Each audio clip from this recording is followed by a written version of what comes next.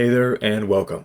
I'm the College Confidant. The TLDW for this video: having the hardest or worst professor might earn you pity points, but those points aren't redeemable anywhere except in your own head. If your professor is going to be a serious impediment to your learning or the ability to get a fair grade, change out of that class or find alternative ways to learn the material.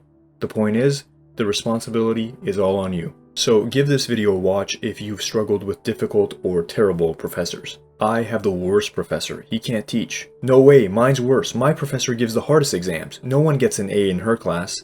How many times have you heard these discussions among students? Or frankly, how many times have you been the one saying these things? I know I've definitely been guilty of it, and it's kind of fun, right, in college or university to share and compare the different experiences you and your friends have in your classes based on the styles and seeming difficulties of the professors that you have teaching you. So yeah, it can be lighthearted, it can be a fun discussion at times, but sometimes it's not fun.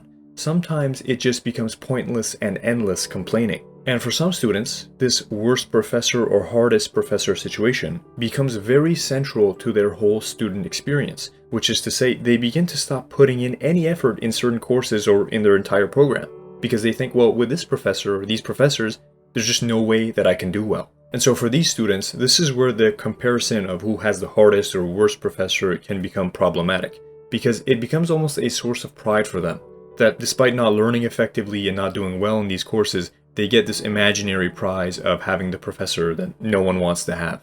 Unfortunately, the reality is no one gives a shit. No one, other than your friends, who also likely don't care much either, gives a shit that your professor was a super hard marker or an awful teacher. It's not going to come up in grad school applications. No one's going to ask you about it in a job interview.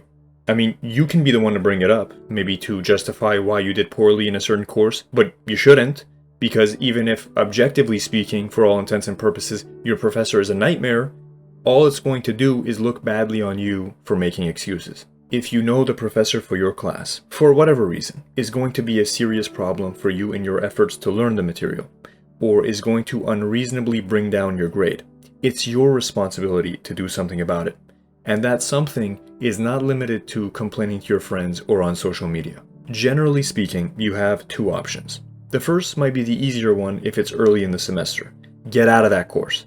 Drop that course and take it with another professor or take another course altogether if you can. The second option is to stay in the course, but to understand what you're up against and to take deliberate action to deal with it.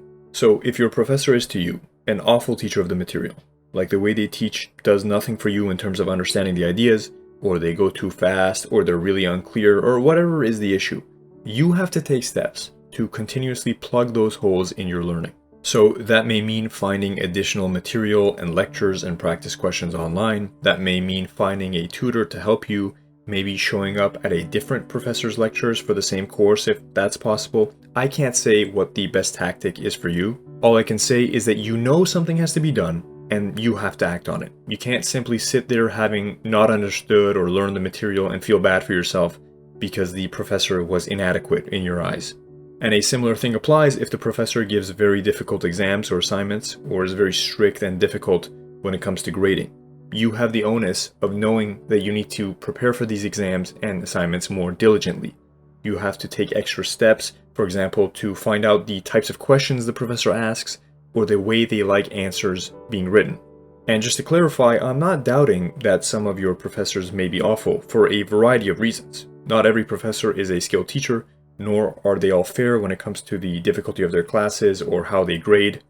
I'm not disputing that nor diminishing the terrible experience that a certain professor may create for you. What I am saying, however, is that this professor problem, even as a real phenomenon, is not something that someone else will solve for you or have sympathy for you about. Indeed, one of the most important aspects of college and university is that of personal responsibility. You need to take control of your education, your learning, your future. And bad professors can certainly be an obstacle in that path, but it's up to you to make sure you still get the education and grades that you want despite them.